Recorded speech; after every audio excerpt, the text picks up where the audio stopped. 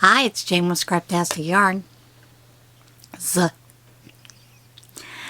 Today's focus for hashtag 50 Gone by 2024 is going to take a little bit of a turn, and I'm going to explain that in a few minutes. First of all, let's get to the medical disclaimer. Always check with your physician before starting any exercise program or diet regimen.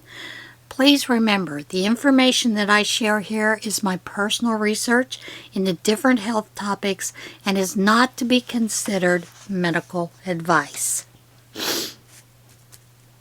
First, I thought I would give you a little update. As you know, this week I didn't do a regular podcast. That's because I was at the hospital having what I thought was just a colonoscopy, but when I got in there, they decided that no, they were going to do both the upper and the lower endoscopy, which is fine.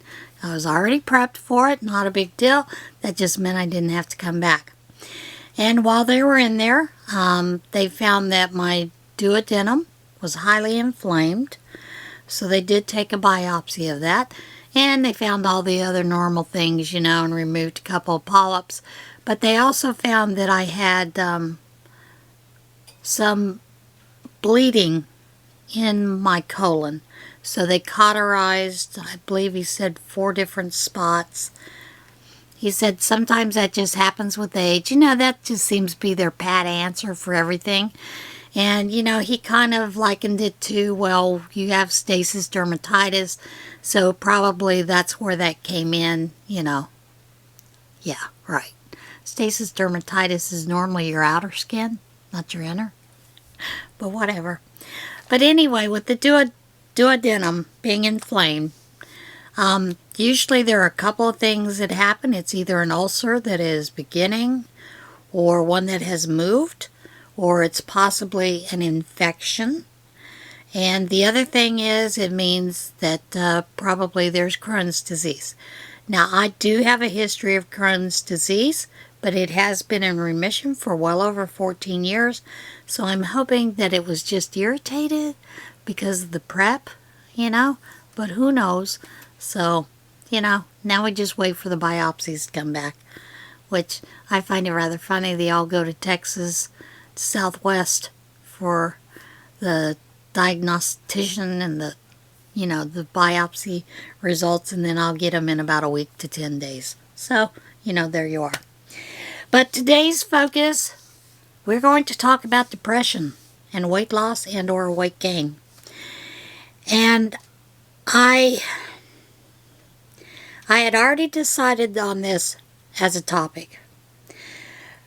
But in light of the recent things that have happened, like the fact that T-Witch committed suicide, I thought it's really important that we do talk about depression and how it affects us as we eat, lose weight, gain, those kind of things, and some possible ways to manage that, not necessarily just through drugs, although that is a good option if you have some serotonin levels that are off and that is needed. You know, psychotherapy, psychiatry, those kind of things are all great. Just group therapy, you know, making sure that you have a friend that you're talking to, just being open and honest about what's going on in your life. But because of that, and because quite a few people in my area have committed suicide, I thought this was a good topic to talk about, just about depression. And of course, the holidays. For some of us, it's not a happy time. For some of us, it's a very lonely time. And as you know, with Thomas passing away, it's a bit of a lonely time for me right now. Although I do have a plan. I have friends who are trying to make sure I'm not alone, which that's a good thing. But anyway, let's get into it. Can depression cause weight loss? Here's what to know. And yeah, I can do either one or the other. Weight loss or weight gain. While depression primarily affects your mood and emotional mindset, it can cause physical symptoms. You might notice aches and pains, a drop in your energy levels, trouble sleeping, unusual stomach and digestive issues, or even changes in your appetite. Some people living with depression end up feeling hungrier than usual or eat emotionally. Comforting foods can feel soothing and often seem to temporarily ease that sadness, emptiness, and other emotional distress, especially during the long, dark months of winter. And isn't that true? I don't know if you can hear, but outside we were supposed to get, I think, somewhere up to 8 to 10 inches of snow. Well, it's mostly a rain and an ice event. You can hear the ice hitting the windows every once in a while. And we've already had reports of quite a few accidents on some of the major highways and minor state highways. So, it's bleak. That's why it's called winter. Bleak winter. Depression can also cause a decrease in appetite that eventually leads to unintentional weight loss. Some people might consider this a positive side effect, but sudden and extreme weight loss can put your health at risk. Keep that in mind. It can. It can also leave you with less energy, potentially making it more difficult to cope with the other symptoms of depression. While depression can cause weight loss, it can also cause a lot of other things. Changes in your appetite and weight often directly relate to other depression symptoms, like mood changes. Depression often involves overwhelming mood symptoms, including feelings of sadness that don't have a clear cause, hopelessness, a persistent sense of numb disinterest, and that is a killer for many people. You don't want to work, you don't want to go out, you don't want to be around people, so then you get into a deeper sense of depression. So it's this cycle that happens. These changes can replace your typical range of emotions, occupying your mental energy until you have little room to focus on the typical activities of daily life, including showering, dressing, tidying your house, preparing, and eating meals. Often, other common signs include a loss of interest in activities you usually enjoy, fatigue, decreased energy, and trouble making decisions. And quite frankly, when you're having those kind of issues, making decisions is probably not a good idea. These symptoms can also contribute to weight loss. You used to enjoy cooking and planning unique meals, but now you can't find the energy to do more than peel a banana or have a handful of crackers. If you no longer take pleasure in eating, you may not think much about what you eat or when. Food may no longer be a priority, so you might miss meals without noticing. You feel like eating, but nothing sounds good. Your partner suggests option after option, but you can't decide, eventually feeling irritable. You say you aren't hungry and go to bed instead, or go into your little cocoon. Other physical symptoms. Random, unexplained stomach pains or nausea might leave you avoiding all but the blandest of meals. You might even eat less to avoid triggering those unpleasant symptoms. Fatigue and low energy can also overtake feelings of hunger.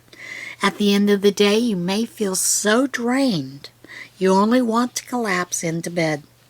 You might eat simple things that don't require preparation but still find it difficult to muster the energy to finish even these smaller meals.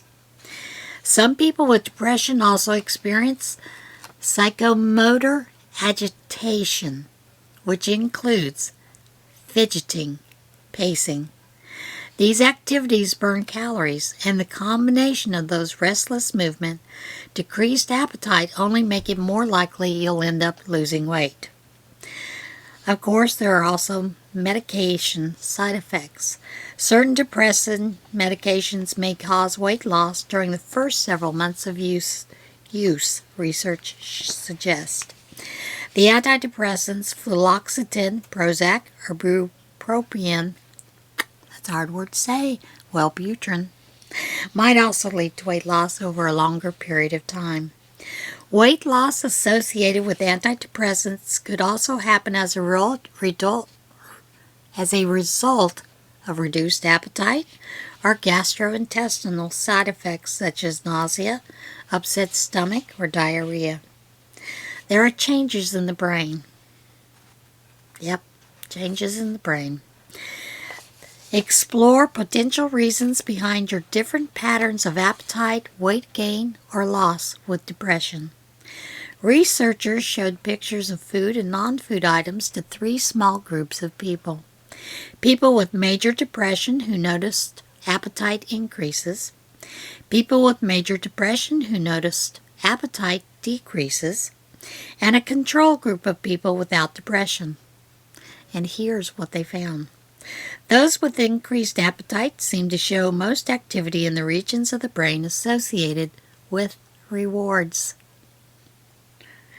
People with appetite loss seem to show less activity in the area of the brain associated with interoception, a sense that helps you feel and understand bodily sensations like hunger and thirst. The other groups didn't show a similar inactivity, not activity. The study authors note that the links between these brain regions may further contribute to loss of appetite, disinterest in food, and weight loss.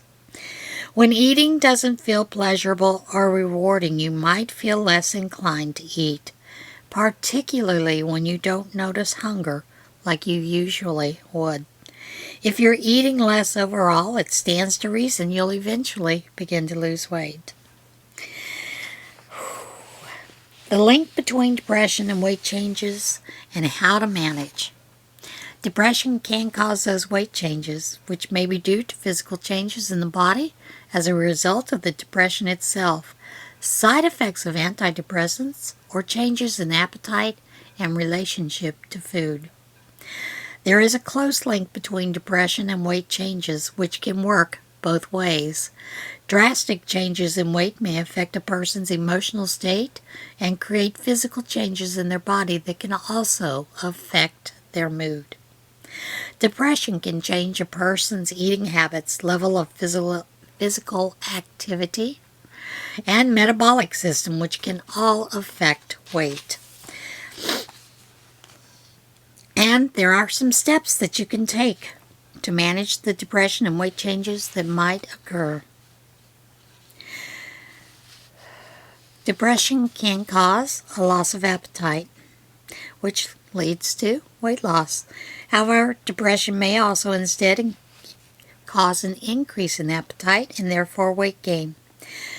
There are 2 types of depression. Type 1 symptoms include loss of appetite, weight loss, insomnia, and suicidal thoughts.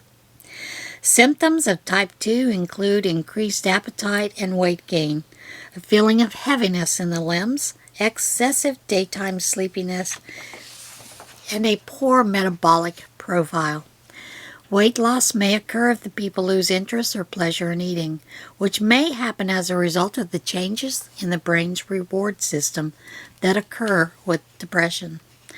Antidepressants can also cause weight loss or weight gain, and other possible side effects of those are nausea and insomnia, which also affect eating habits and weight. Research has shown that rates of depression are twice as high in people with obesity than in those without. Researchers are still unsure whether obesity leads to depression or whether depression leads to obesity. I find that interesting. Depression and obesity may occur as a result of a change in stress responses in the body. Other factors may link the 2 conditions, and those include inflammation, oxidative stress, psychological factors such as an experience of stigma, isolation, or exclusion, changes in your appetite regulation, reduced physical activity, changes to metabolic, hormonal, and immune systems. So your diet can affect all of those things. Let me turn the phone off.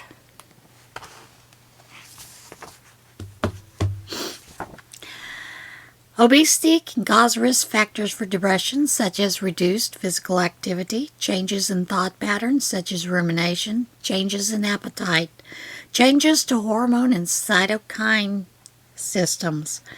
Diet can both affect weight and mental health. A diet that is high in fat and sugar or includes more than the recommended number of calories can increase the risk of obesity. People following a healthy diet have a lower risk of experiencing or developing symptoms of depression.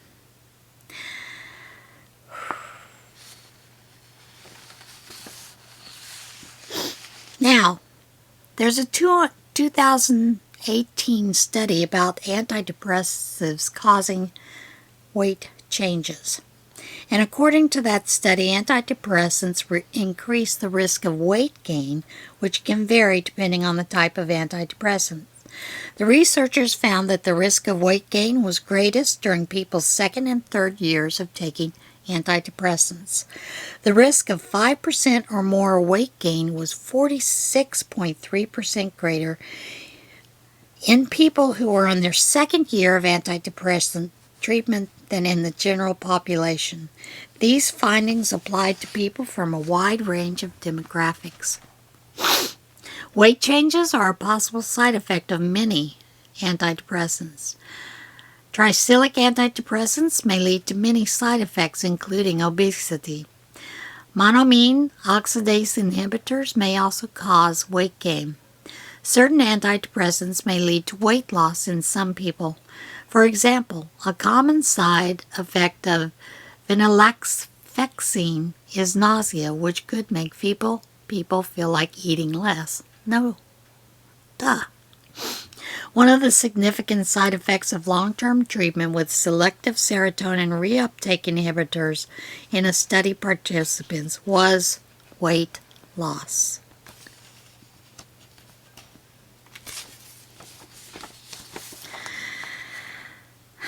Can depression make it harder to lose weight?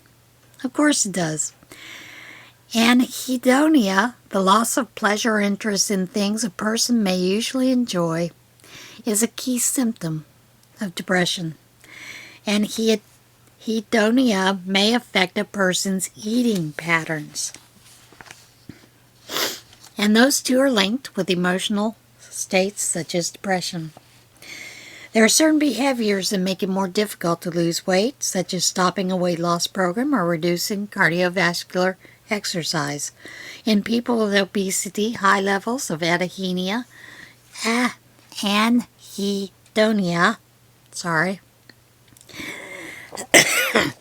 may also contribute to lower fitness levels and an increased risk of stopping a weight loss program. Depression can affect your sleep patterns. Yeah.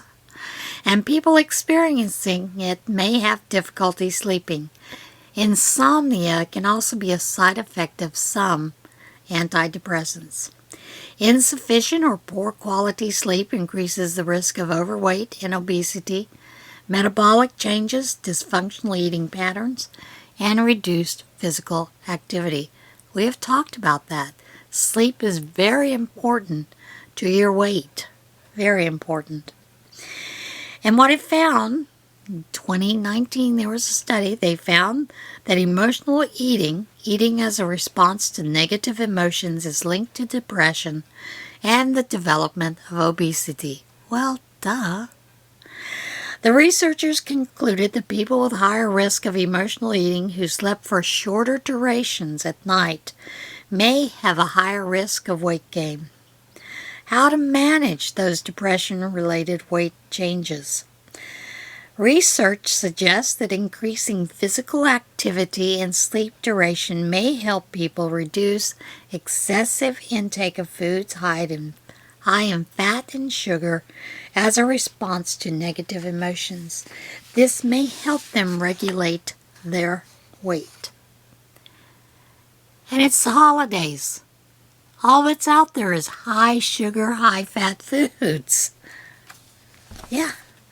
If people find they lack motivation to exercise, they may start with short durations of low-impact exercise such as walking. Walking can cure a lot of evils. People can consult a healthcare professional for advice and to discuss an exercise program that may help. If depression is affecting a person's sleep or a person thinks antidepressants may be causing insomnia, you need to talk with your doctor about suggesting a change in treatment and/or medication. People may also need to alter their diet by reducing or increasing calories, depending on whether they want to gain or lose weight. People may find it helpful to speak with a doctor or dietitian who can help them create a tailored eating plan. And most of us, our insurance covers those. If people need urgent help or need to talk with someone, they can call a helpline such as SAMHSA, which is 988, to reach the Suicide and Crisis Lifeline, which is available 24/7. No judgment. There are people that are waiting to talk with you and to get you the help that you need if you are having suicidal tendencies. Please take advantage of it. We can't lose any more of you. Please take advantage. Again, the number is simple, 988. That will get you to a suicide and crisis hotline. Now, there are some foods that can help with depression. One of those is things that have selenium in them. Selenium is suggested by increasing your selenium intake. It can help your mood and reduce anxiety, which can make depression more manageable. Selenium is present in a variety of foods, including whole grains, Brazil nuts, some seafood, organ meats such as liver. Ooh. But if you like liver, go for it. Vitamin D is another. Of course, the best source of vitamin C is sunshine and the great outdoors. But if you can't get that, then there are pill forms that you can take, capsules that will help with those symptoms of depression. People obtain most of their vitamin D through sun exposure, but there are dietary sources that are important. Foods that can provide vitamin D include oily fish, fortified dairy products, beef liver, eggs. Supplements are also available for purchase in health food shops and pharmacies and at your local Walmart and Target.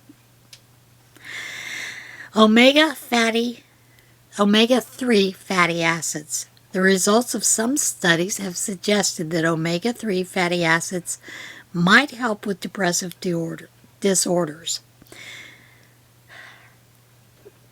However, there are more studies that are needed to confirm this. Eating omega-3 fatty acids may reduce the risk of mood disorders and brain diseases by enhancing brain function and preserving the myelin sheath that protects nerve cells. Good sources of omega-3 fatty acids include cold water fish, such as salmon, sardines, tuna, and mackerel, flaxseed oil, and chia seeds, walnuts. And you can also get those supplements in your local health food stores, pharmacies, Walmart, and Targets nearby. And I think most grocery stores now carry those as well. And I can remember when